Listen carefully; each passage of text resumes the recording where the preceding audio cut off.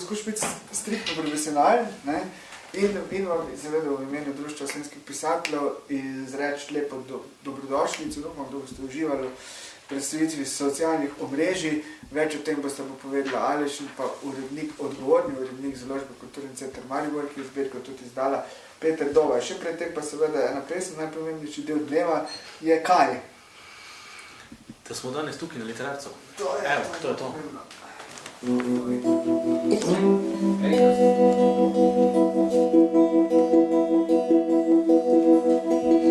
Počasi, a vztrajno se pretakam svojo kopijo, svojo elektronsko verzijo brez spomina ali občutkov. Ne potrebujem jih in oni ne potrebujejo mene.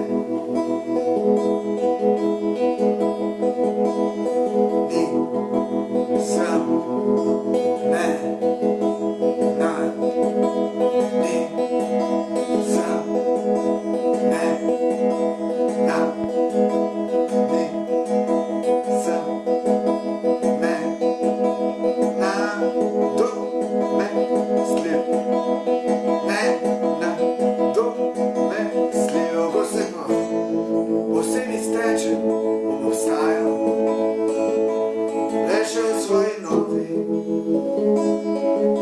podobi. In tista stara bo zapustila resničnost.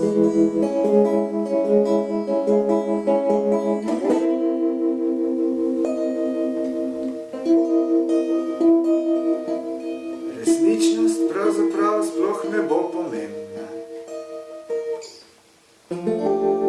Resničnosti ne bo več.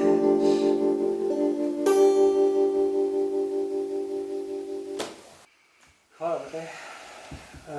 Aleš, lepo pozdravljen.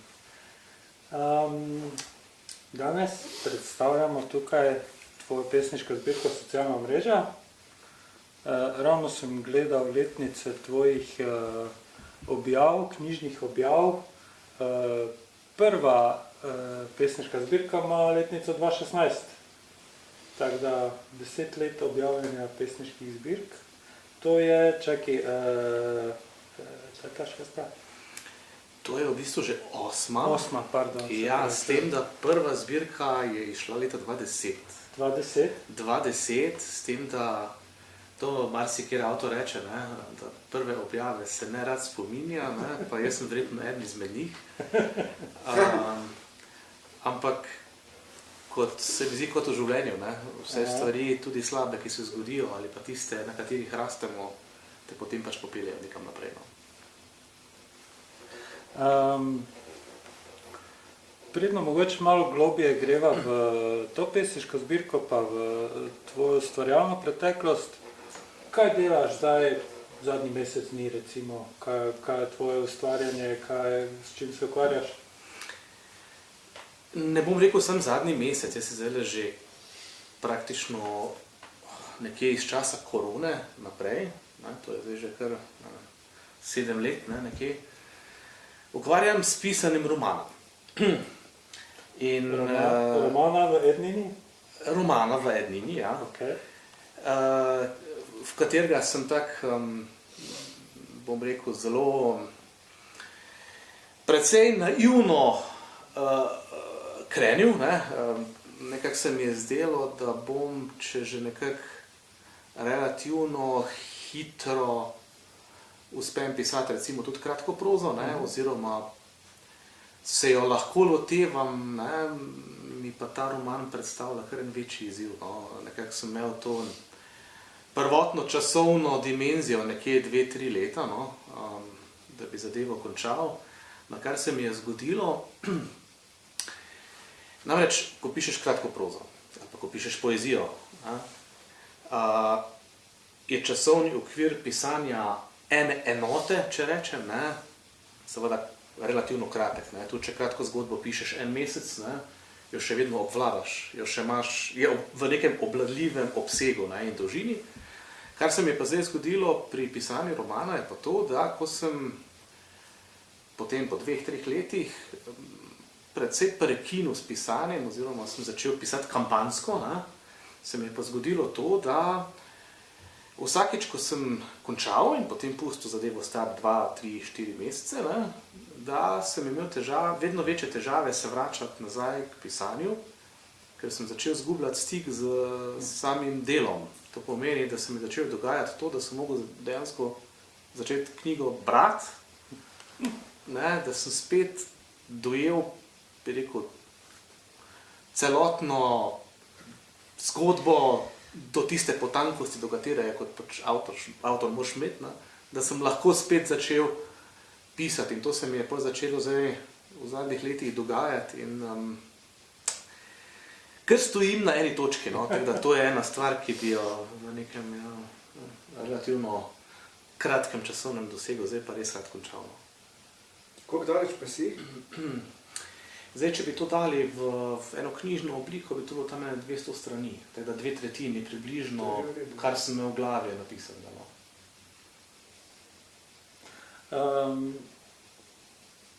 Rekla so, to je tvoja 8. pesniška zbirka, pišeš roman, objavil si kratke zgodbe v knjižni obliki, objavil si 2 strokovni knjigi. V umetniškem, v pišočem smislu, kako se dojemaš kot pesnik, kot pisatelj, kot pisec? Imaš v glavi sebe v neki vlogi, v neki dominantni vlogi? Jaz sem štartal kot pesnik in tudi, če bi se mogel k neki vlogi nagniti, bi to bila vloga pesnika. Je pa res, v bistvu, zakaj sem začel pisati tudi prozo oziroma tudi dramske tekste, ki so bili tudi potem nagrajeni za najboljšo samozaložniško knjigo leta, je pa to, da dejansko se mi je zdelo se to, mislim, da je neka taka jasna stvar, da pač poezija ima nek omejen doseg pravcev, ne, res omejen obseg. Ne. Včasih se tekle med kolegi hecamo, ne, da so pravci isto kot pisci, ne, da drugega beremo in poslušamo in tako naprej. In sem si nekako želel, da bi določeni teksti ali pa del mene pač prišel tudi skozi en drug medij, no, torej v neki drugi obliki, no, se pravi v obliki proze pa dramskih tekstov, ne, ker pač spet zajame en drug konc ljudi, recimo, ki ga pač poezija ne. Sploh drama je en tak zanimiv medij, ne, ker dejansko pisanje dramskih tekstov mi je bilo res en tak lušen izziv, zaradi tega, ker je predstava med pisanjem pač druga. Ne. Med pisanjem dramskega teksta si pač ne predstavljaš oziroma nimaš v glavi, kako bo bralec potoval skozi tekst, ampak imaš v glavi pač oder, ne. Oder, na katerem se to dogaja in pišeš iz vidika nekega vsevidnega opazovalca, ki pač strmi na oder in je neke druge vrste izziv, no, lušten izziv. Imam prav spomin, da si dobil nagrado za mladinsko literaturo, za mladinsko dramatiko. Ne, nagrado si dobil za protestno pesem, ne? To je bilo v okviru mentorjevega Feferona, ja. To je bilo pa, mislim, da 2016, če se ne motim, se pravi za najboljšo protestno pesem, ja. Zdaj tako, ne, nagrade, kakorkoli nominacije. Laž bi bila, če bi rekli, da ne danejo dobro. To mislim, da pač je dejstvo, ne, da tukaj ne bomo ovikarili. Je pa res, da te po drugi strani hkrati, da danejo dobro, ne, te tudi malo sunejo v rit, v smislu pač večje odgovornosti za naprej, ne. So to stvari, ki te pač, ob katerih mislim, da z nekim zavedanjem moraš tudi rasti kot avtor. No, hotel sem se nečesa drugega dotakniti, ne. Imel si mladinsko literaturo, se pravi, dramska igra je bila za mladino namenjena. Je to tale mladinska literatura, si to že v štartu si nekako zastavil ali je to se izkazalo tekom pisanja? Je tu kakšen drugačen pristop za, ne vem, druge generacije, kot si sam, recimo? Ja, v bistvu celoten opus, no, moj opus je načeloma baziran na odrasli literaturi, ne, razen torej knjige dramskih tekstov Praznina, ki je šel pred leti pri Volosovem hramu v Murski Soboti. Zdaj tako, jaz imam v Konicah, v Zrečah pri nas, ne, kar precej stika z, se pravi, na eni strani s gimnazijci, na drugi strani s srednješolci, ne. Že nekaj časa sem dobival občutek, da mladini manjkajo teksti, pa ne, da jih ni, ampak jih je malo, s katerimi se dejansko lahko poistovetili. No. Se pravi, teksti, ki jih njihova generacija pač nekako lažje posrka, ne, ker je jezik živ, ne, ker je jezik leta 2025, recimo v tem trenutku, ne, ker se ukvarjamo z tematikami, ki se nekako tičejo njih, ne, zdaj, ali so to socialna omrežja, ne, in v tem smislu sem potem tudi štartal tisto knjigo, tiste dramske tekste. Prvi tekst, ki je nastal, sem poslal na tole mladinsko gledališče v Ljubljani, je bil en razpis, čistko, ker jaz tukaj nisem imel neke realne slike o svojem pisanju, ne, in je pač potem bilo uvrščeno na seznam predstav in so potem to predstavo tudi izvedli, no, potem se je pa nekako ta zadeva razvila v celotno knjigo oziroma nastalo še nekaj dodatnih tekstov za celoto. Si imel mogoče kakšno težavo se preklopiti v glavi, da si pisal za mladino, da si pisal za mlajšo generacijo? Ne, se pravi, jaz sem dost v stiku, tudi recimo zdaj... Prav ta stik je... Mislim, da je stik pač bistven. Jaz se načeloma vedno dobro počutim v družbi mladih, no, in mi zadeva kar blizu. Pa se bova zdaj posvetila tvoji novi pesniški zbirki Socialna mreža. Bi mogoče za uvod prebral?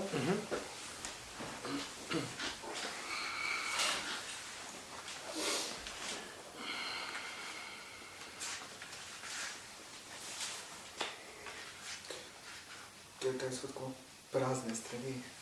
Točno to. Glasovi. Z vstopom v brezobličnost tudi moj glas izgubi osebnost, da se lahko razblini in povsem iztelesi. Naenkrat ni več en glas izmed mnogih, temveč glas mnogih v enem. Tako govorim in izgubljam svojskost skozi množičnost, ne da bi o tem dobro razmislil, ter se zavaroval pred tem vseobsegajočim, vsenavzočim, vse prisotnim govorom, ki to ni, ki je njegov odklon. Povej mi, kdo govori zate?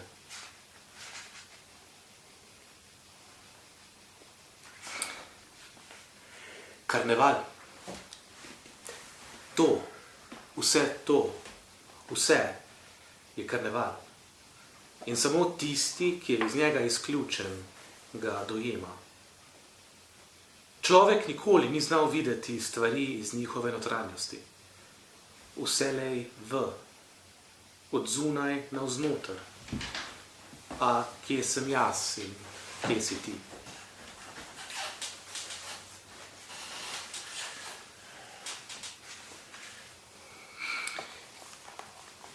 Me slišiš? Vsak ima svoje stene in za njimi nove stene, za stenami. Vsak sliši le samega sebe, televizor, prenosni računalnik in pametni telefon. O samem sebi nisem povsem prepričan. Koliko ljudi za ostrimi robovi, ki nikoli ne gledijo razdalje, da bi skupaj dihali? Niso stene tiste, mi smo. in mogoče še tale. Od tukaj in zdaj. Ta svet je svet velikih norcev. Ne pripadam mu. Najbolj živim v njegovi odsotnosti. Najbolj životarim v njegovi prisotnosti. Zato je moja vloga v njem povsem kontradiktorna s smislom obstoja.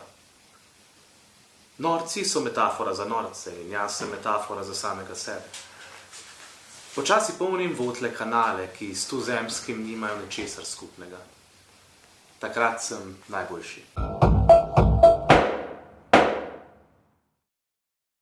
Socialna omrežja,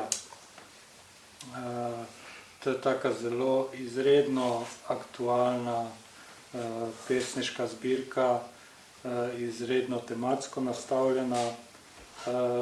Kako je prišlo do tematike, se je razvila ali je bilo zastavljeno?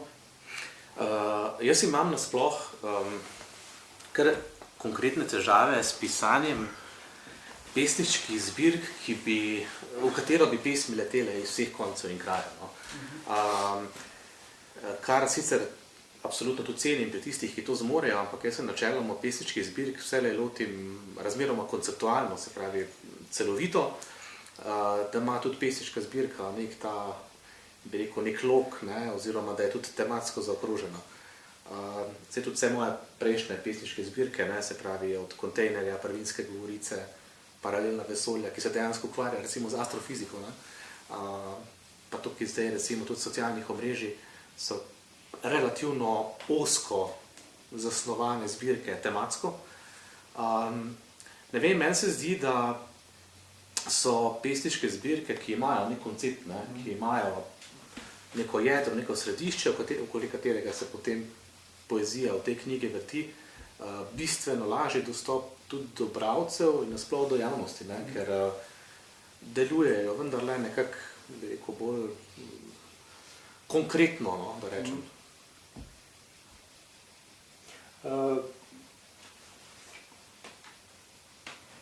Kako je nastajala? Aha, to še je bilo, ja. V bistvu, mislim, da je bil, ko zdaj gledam nazaj, en prvi trigger, nekaj časa nazaj sem bral eno knjigo, Tesnobna generacija, ki govori o tej trenutno, recimo, srednješolski generaciji, ne, in tako naprej. In prikazuje dejansko sovpadanje težav z depresijo, ne, samomorov z vzponom, recimo, socialnih omrežij, ne. Sicer je vezano, ta knjiga je vezana predvsem na Ameriko, ne, ampak jaz mislim, da se kar zadeva lahko zelo lepo se nastavi ogledala tudi recimo za Evropo. No. In tukaj je bil po mojem tisti prvi trigger, ki se je v meni zgodil, no. Ker namreč, ko začneš o socialnih omrežjih razmišljati, ne, vidiš, ne, da v začetku so bila zasnovana kot orodja za komunikacijo v osnovi. To mislim, da je bila neka prva zadeva, ne. Prva ideja. Ne.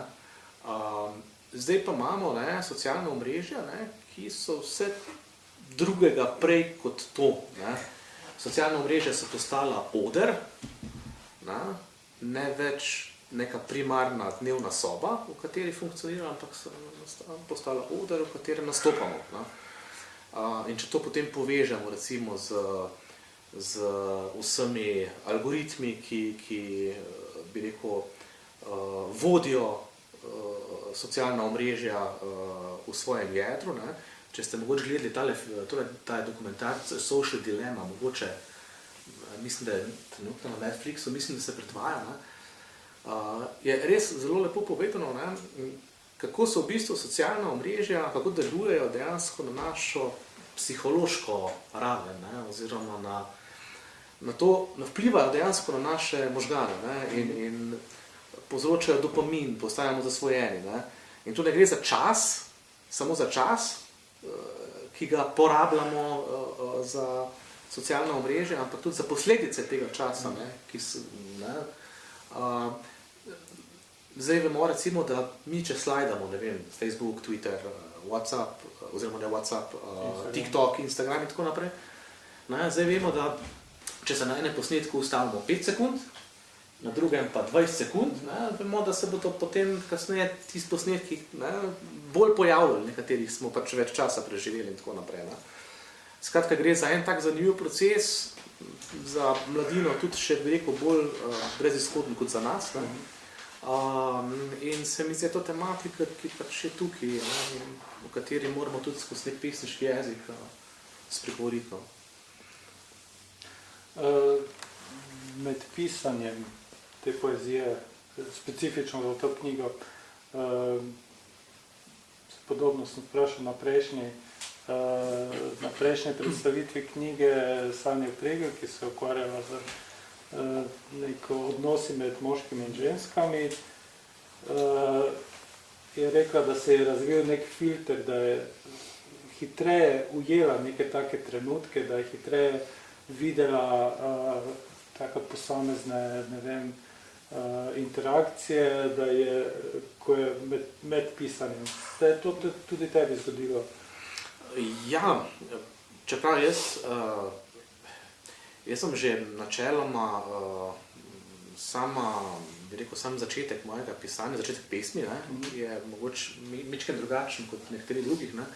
Jaz se načeloma vselej usedem pred knjigo, berem, ne, in potem na neki točki knjigo zaprem in grem pisati. Ne. Se pravi, je pisanje načeloma precej podvrženo tudi bralnemu procesu, ne, in pač v tem času sem seveda iskal potem knjige, ne, ki bi se navezovale na to tematiko. Ne, in jasno, da če o tem več razmišljaš,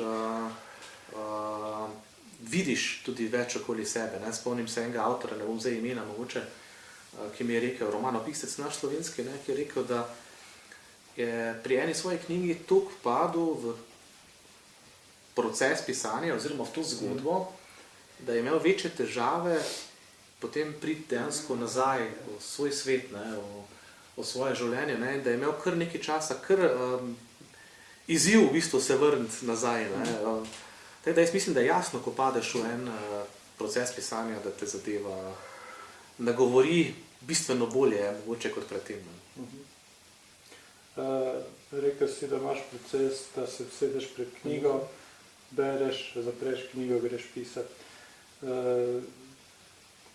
Je to namensko tak proces? Razmišljam, če si mogoče namensko se kdaj sedel pred, ne vem, TikTok, pred Facebook, na računalniku, šel skozi, ok, po 20 minutah si rekel, ok, zdaj pa je drugi del. Računalnik, računalnik, pametni telefon, tukaj se mi ta zadeva ni zgodila. No. Je pa to moj proces pisanja, v bistvu vsega, od zgodb do poezije. Načeloma je pač, jaz mislim, da je jasno, da ta mit romantičnega pesnika, ne, da pač to pač tega ni. Ne. Da se usedemo na sonce in čakamo, da pade krogla z neba, ne, tega pač ni. Ne. Jaz mislim, da tudi enako kot moramo razmišljati pri pisanju romana, moramo razmišljati pri pisanju pesniške zbirke. Ne. In zadeva je pač, če se zadeve ne lotiš, ne bo nastala. Ne. In tukaj je pač potem tudi en kup tudi zavrženih tekstov, ne, in tak naprej. Pač za končni produkt je pač treba narediti potem selekcijo. Ne.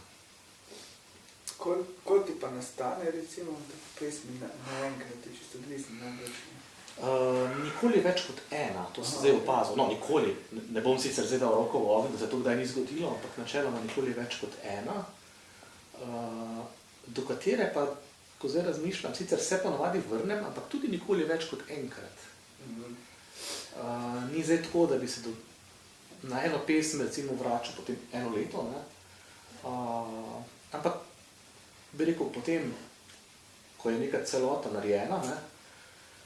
Ko greš delati zbor, greš tudi popravljati pesmi, vse tako jaz funkcioniram. Ne? Sprav se pa ne boš usedel, pa ne vem, Facebook si dal za navdih, pa napisal 20 pesmi.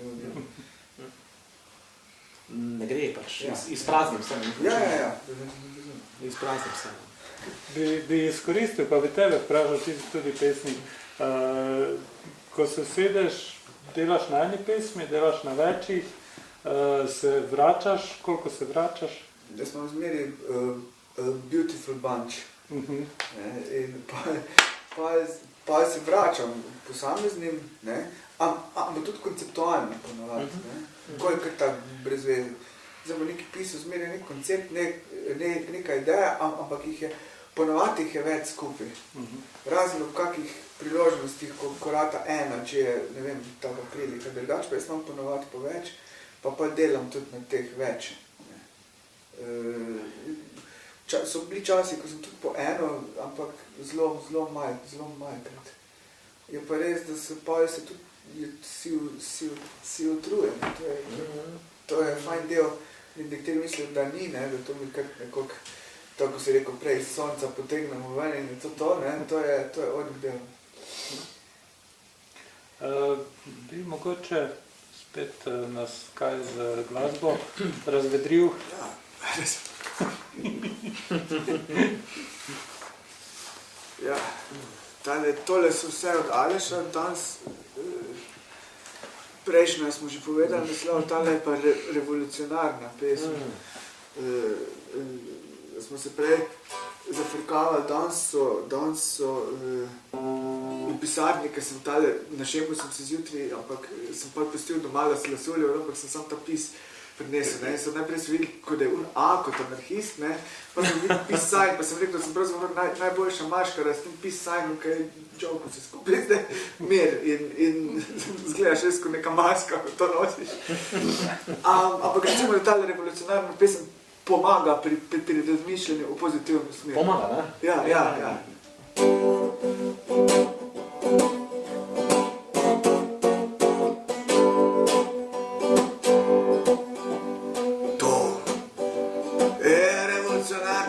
Pesem,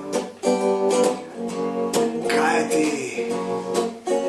ničesar ne bo spremenila, ne bo napolnila praznih otroških ust, ne bo na piedestal postavila svojega človeka, ne bo budila mrtve in žive,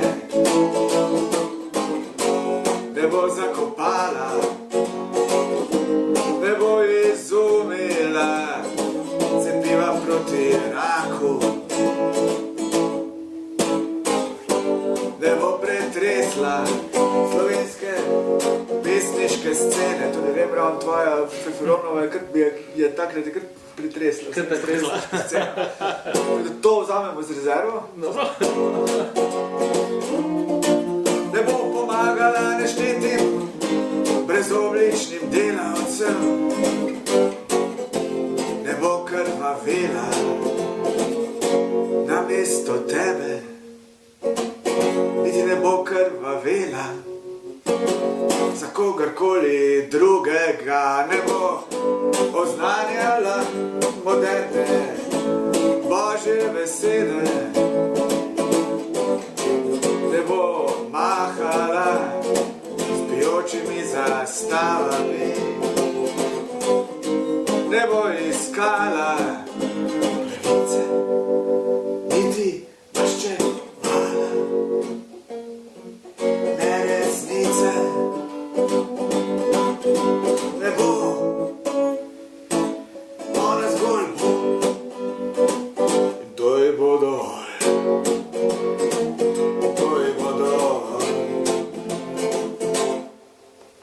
Več kamit naprej.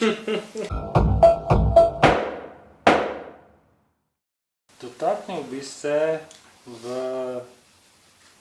tej pesniški zbirki pesniškega subjekta. Si izhajal iz sebe, si ustvaril v sebi neki subjekt, ki je monoliten ali je iz več pogledov? Lirski subjekt, bi rekel, v tej zbirki je takšen, kot se mu pritiče v socialnih omrežjih, ne? Se pravi, na eni točki ga ni, potem spet je, potem je teh lirskih subjektov več v enem, potem je eden v večjih in tako naprej. V bistvu bi rekel, da je kar razbit, razparceliran, tudi razvrednoten na neki točki, pojavlja se, vznika, pa izide spet nekam obotalje nazaj. V bistvu na nek način sem želel ustvariti to zgodbo generacijskega, dajmo reči, lirskega subjekta, ne, primernega za to tematiko, se pravi subjekta, ki živi v virtuali in živi v delno v resničnosti in se eden in drug pol ves čas pravzaprav prekrivata.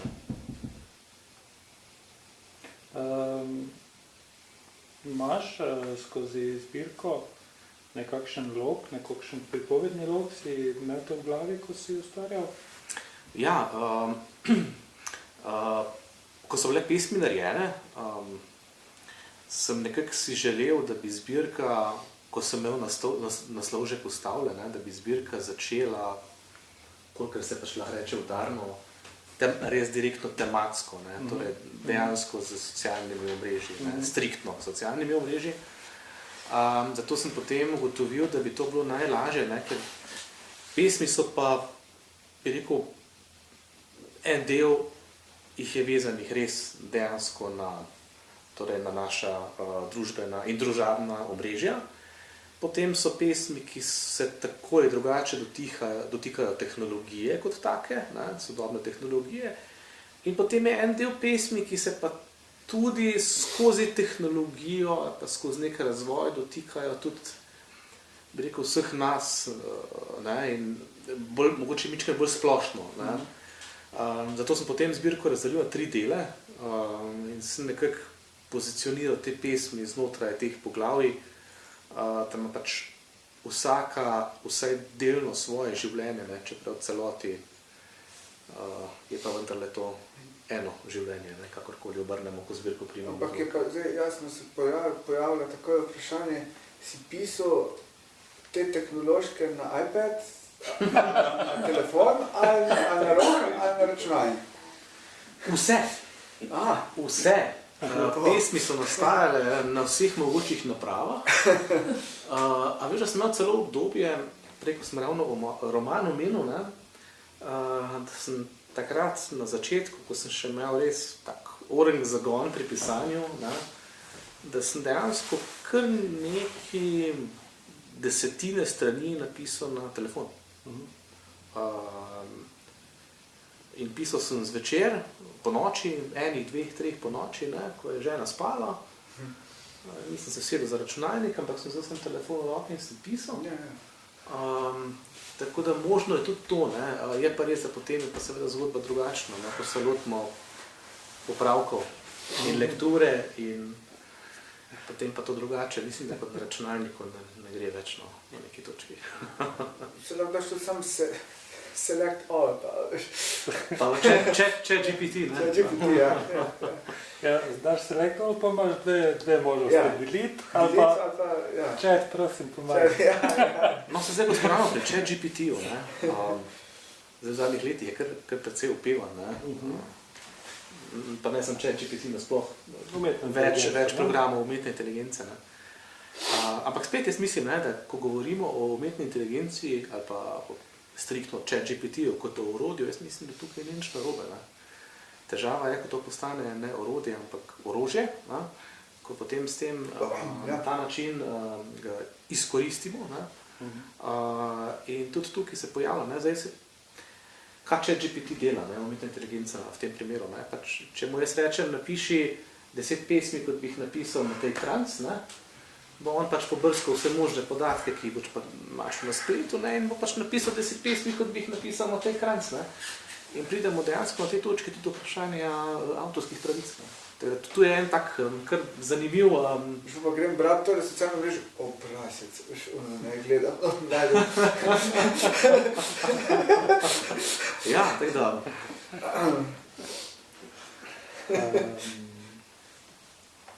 Ja, začetek, prej si omenil, da si hotel začeti zelo tako udarno in tematsko usmerjeno, kar mislim, da ti je tudi izredno uspelo z nekimi takimi medklici, z neko računalniško govorico, z nekimi niso tukaj emoji, ampak so pa ne vem, prijemi, ki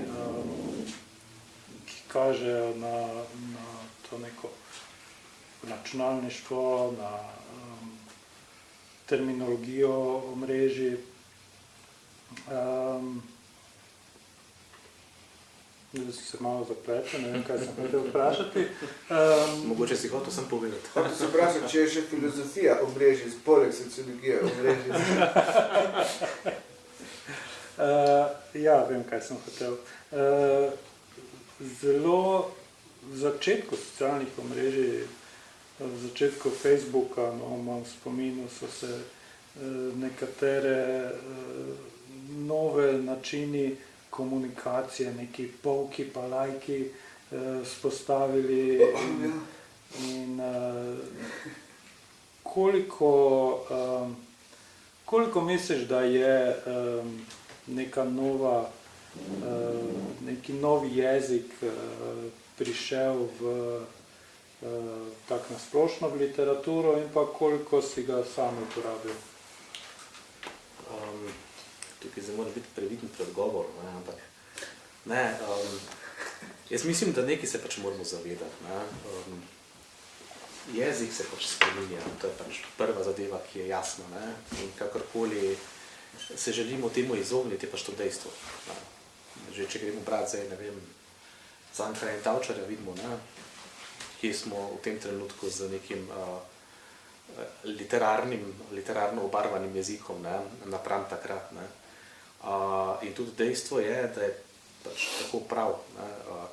Jaz kar nekaj recimo delavnic za otroke imam, literarnih, in fascinantno je, da, pa to ne gre sem za otroke, za mladino, ne vem, 21, 22, 23 leta. To je bilo tako jaz. Dejansko nimajo občutka, da obstaja literatura, ki bi jih morda, ne nujno, ampak morda lahko pa nagovorila bolj ali pa drugače od literature, ki jo pač poznajo skozi nek šolski sistem. In še vedno, recimo, jaz letos praznujem 40 let, še vedno se ustavijo pri Šalamunovih Gobicah v šoli, kot smo se mi. Literatura po Šalamunovih Gobicah ne obstaja več. In to je tisto, kar je recimo tudi problem, bi rekel, nasploh, ne samo šolskega sistema, ampak celotnega. To je nek družbeni pojav, se mi zdi. In tukaj jaz tudi mislim, da izgubljamo bralce, ker mladina ne vidi, da obstaja literatura, ki govori njihov jezik. Zdaj pa, kar si omenil, emoji in tako, tukaj pa zdaj en drug pol tega, ki pa nima zgolj plusov, ampak tudi minuse. Vemo, da jezik, če govorimo zgolj o jeziku socialnih omrežij, je pač podhranjen. To pač mislim, da je dejstvo. In ne gre samo za socialna omrežja, gre tudi, če beremo, ne vem, komentarje pri forumih ali pod kakimi članki. Tam se izlije vsa nepismenost in vsa zanikanost človeka in tako naprej. Tam se izlije vse.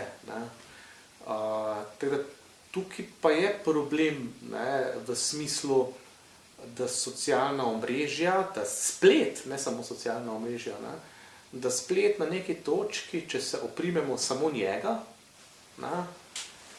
lahko človeka zdrsne tudi seveda v neko konec konca tudi polpismeno zleti, ker enostavno zgubi stik z vsem, kar bi nekako naj ostalo do neke točke sveto. Ampak to je pa potem druga plat kovanca, se mi zdi.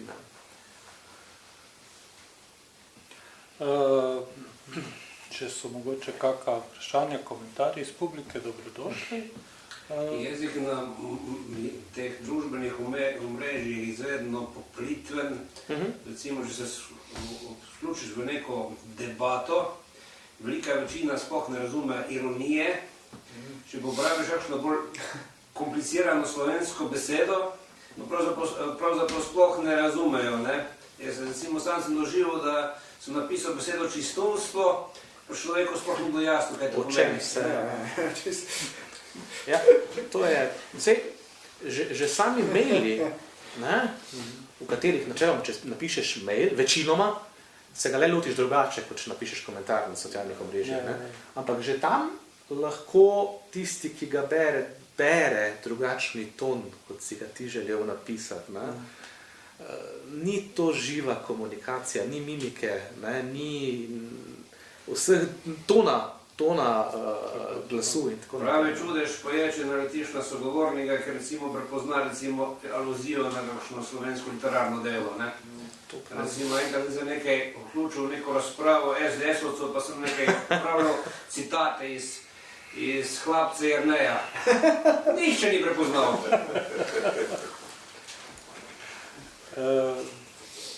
Se zato so emojije razvili, ravno zato, da ne bi prihajalo do tovrstnih nesporazumov. Točno. Jaz sem, še ko so se začenjali te spletne oziroma družbeni mediji, večkrat zelo rad to primerjal za stranično steno. A bi človek rad objavljal vse svoje ideje na neki stranični steni, in pa se cel proces, ki vodi v odsotnost nekih, bomo rekel, etabliranih drž, ali kako bi temu rekel, ne ravno strukturno. Potem neznanje je ogromno, ne? Samo običajno človeku rečem, prosim, preberaj vse članek na slovenski Wikipediji. Ne? Ker recimo prav zgrozljivo je, recimo vzemimo te večne debate, recimo o drugi svetovni vojni, ne? Recimo, to jim ni recimo jasno, recimo, kaj je bil Hitlerjev končni cilj za Slovence, ne? Potem se pa vse konča. Zdaj, ko smo o aluzijah na slovenske tekste govorili, sem eno vprašanje, ki bi te zelo rad vprašal, ne? Anti, veš, kako se take reči streže, kaj pa, da si Konjiča tako lahko pristavil? Imaš na to odgovor? Nimam. Ampak je hec, da sem to enkrat v enem antikvariatu v Celju, ne? Ja.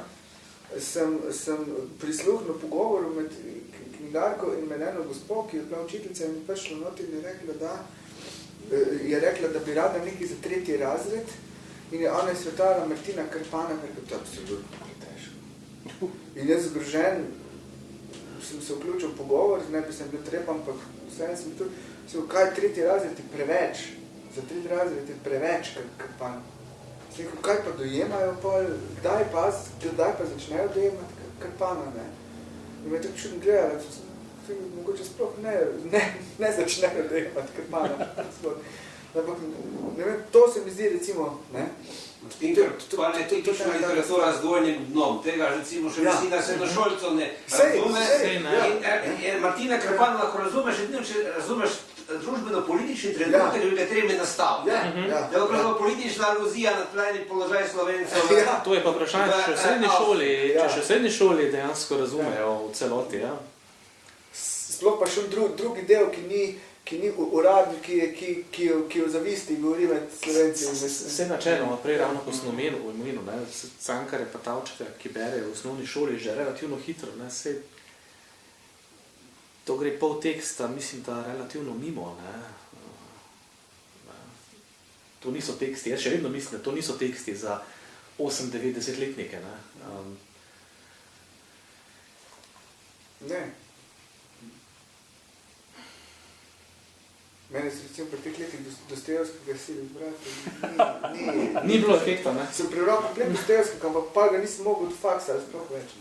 Recimo v šolskih programih, recimo imamo od Kersnika Mačkova očeta, ne? Ja.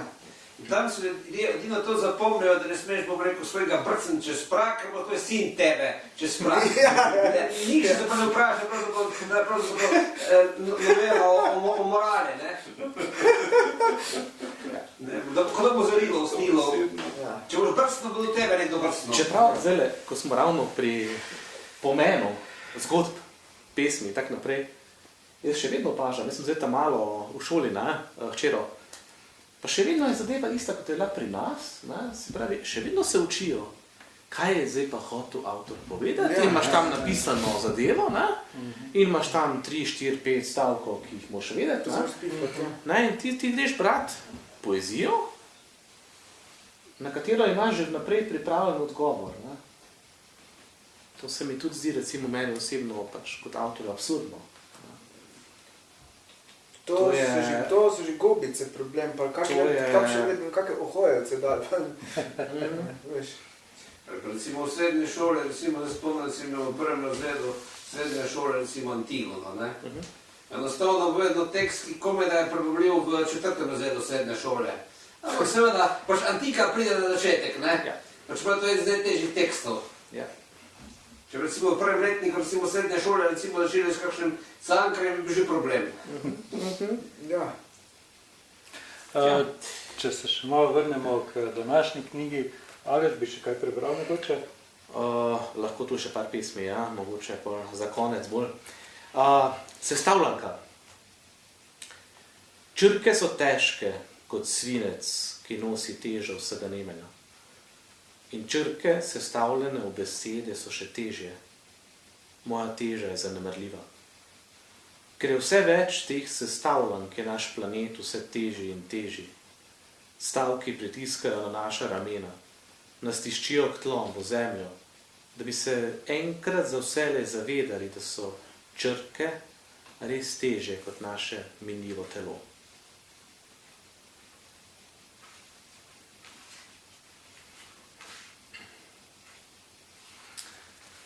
Mogoče še to, ki je prej Matej zaigral oziroma zapel. Revolucionarna pesem ne bo na piedestal postavila svojega človeka.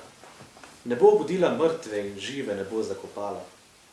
Ne bo izumila cepiva proti raku, ne bo pretresla slovenske pesniške scene. Ne bo pomagala neštetim brezobličnim delavcem. Ne bo krvavela namesto tebe, niti ne bo krvavela za kogarkoli drugega. Ne bo oznanjala moderne božje besede. Ne bo omahala s pijočimi zastavami. Ne bo iskala pravice, niti maščevala neresnice. Ne bo. Ona zgolj bo. In to ji bo dovolj.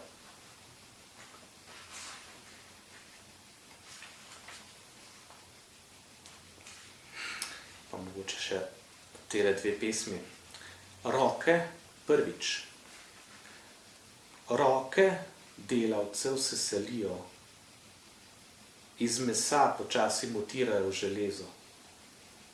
Zdaj imamo veliko moči za raztovarjanje, a nič prstov za dotikanje in stapljanje. To niso tiste roke, ki so te ujele v spanju. To so mrzli breztelesni udi, ki jim telo nikakor ne pripada. Revolucija ni nujno tudi evolucija. In roke iz železa niso vselej most do novega sveta. Drugič. Roke delavca so roke njegovega sveta. Zato nimajo telesa, na katerega bi bile prepete. Vedno samo lebdijo v prazno, da dosežejo svoje poslanstvo. Aleš, ti si zdaj že, mislim, da nekaj mesecev imaš pravo turnejo, reklamiraš knjigo po številnih slovenskih krajih. Tako zelo, mislim, namensko sem uporabil besedo turneja, ker zelo deluje kot, recimo, kaj smo vajeni, promocija glasbenih albumov. Ne? To mislim, da imaš ti že ustaljen postopek, pristop k temu, kar ti izredno čestitam in pohvalim. Zahvalil bi se tudi Toni Jele, ki je pisala spremno besedo za to knjigo. Tudi eno vprašanje sem maznil od nje, pa sem ga ti postavil. Običajno je Tonja tudi sogovornica na teh turnejah. Kako si zgradil ta pristop promocijam knjig? V bistvu zelo zanimivo, da si omenil glasbenike oziroma glasbene albume. Ne? Mislim, da si že tretji ali četrti, ki me je podobno vprašal, no, se mi zdi. Mogoče je krivo to, da sem po duši še vedno rocker. No? Tako da mi potem ta beseda turneja gre tako dobro od rok. No? Ja, v bistvu to smo se lotila Tonja Jelen je napisala spremno besedo, tudi zadevo knjigo je lektorirala, skupaj sva jo nekako potem na koncu sestavila, takšna kot je zdaj. In potem sva rekla, da jaz sem seveda vprašal, zdaj bi ti zdaj v knjigi veš največ, zdaj bi bilo dobro, če bi na te literarce ti šla z mano, in je bila pač, sem vesel, da je bila zdaj, sem jih hvaležen. Tako da sva kar šla, od Slovenjgradca, Maribora, Logatca, Celja, Ljubljane, Konic in tako naprej. Zanimivo je predvsem opazovati oziroma spremljati število v publiki, tak in tak in tak in tak, veš, od 30 do 2, 20 do 4 in tako naprej. Tudi to ima svoj čar, nikoli ne veš dejansko, ko greš, koliko ljudi te bo tam pričakalo. Se mi pa zdi smiselno, da ko izide neka knjižna izdaja, da pač nekako gre od mesta do mesta. Bo zdaj live album izdal tudi s tega? To je live album. To je live album. Tore,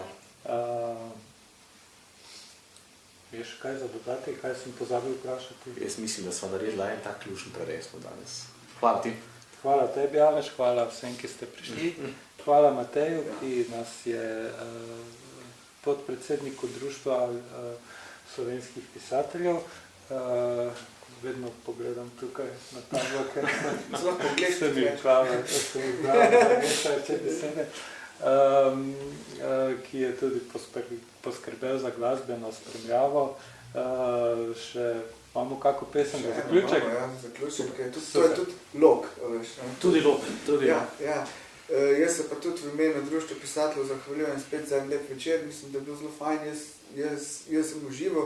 Ne glede na to, koliko ljudi pride, je važno, da je vibe dober, da je feeling v redu in da se poezija bere tudi, da se živa beseda sliši, ker pa iz tega lahko še kaj rata. Jaz sem vesel, da si na turneji, da se to razglaša po slovenskih krajih in seveda sem vesel, da sta videla nocoj tu. In vabim pa še na naslednje torke, ki bojo v prihodnosti še do konc marca založbo Kulturni center Maribor, na kar se založba zamenja, Kulturni center Maribor pa se ne zamenja. Tako da bomo še kak dogodek pripravili tak izven, če bo kaj zanimivega, jasno, to zdaj ni konc gostovanj, ampak je to še nek začetek dolgoročnega sodelovanja, se mi zdi. Tole je pa danes konc notošnjega večera. Lahko se še pa neuradno, zmenimo. Narezkov nimamo, imamo pa dojemanje svetlave. Tvoja luč v sobi ubija luč izven nje. Tam zunaj so pravila, drugačna, manj spremenljiva in bolj prvinska.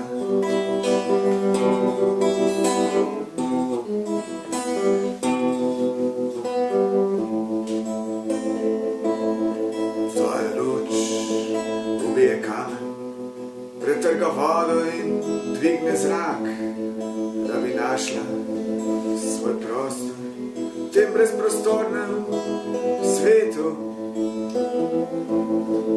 Zakaj ti še vedno pritiskaš na stikalo, če pa je resnica vedno zunaj tvojega, da dosega tvoja luč v sobi